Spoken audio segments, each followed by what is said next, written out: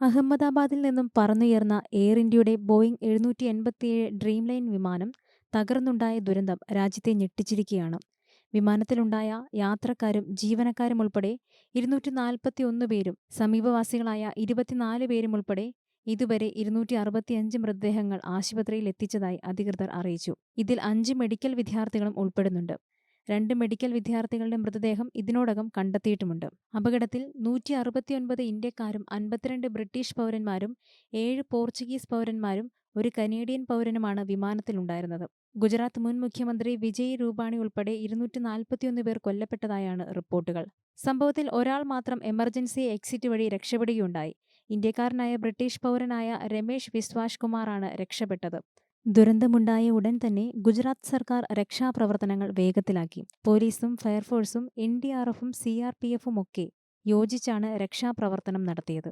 ഈ ദുരന്തം രാജ്യത്തിന് വലിയ നഷ്ടമാണ് വരുത്തിവെച്ചത്.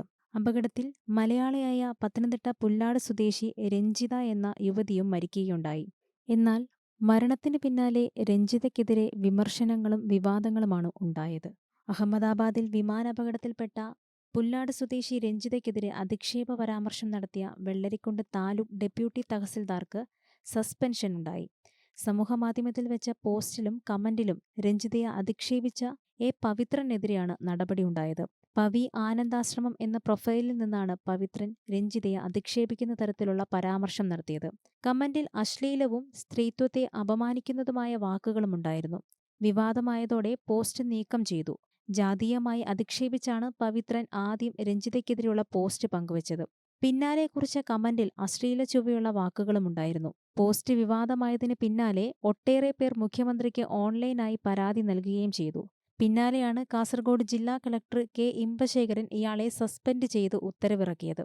കേരള സർക്കാർ ജോലിയിൽ നിന്നും ലീവെടുത്ത് വിദേശത്തേക്ക് പോയതുകൊണ്ടാണ് അപകടത്തിൽ രഞ്ജിത മരിക്കാനിടയായതെന്നാണ് സമൂഹമാധ്യമത്തിൽ പങ്കുവച്ചൊരു പോസ്റ്റിൽ അദ്ദേഹം കമന്റായി രേഖപ്പെടുത്തിയിരിക്കുന്നത്. രഞ്ജിതയുടെ പടത്തിന് ആദരാഞ്ജലികൾ എന്നെഴുതി പങ്കുവച്ച മറ്റൊരു പോസ്റ്റിൽ കൂടുതൽ ഉയരങ്ങളിലെത്തട്ടെ എന്നും കമന്റായി രേഖപ്പെടുത്തിയിട്ടുണ്ട്.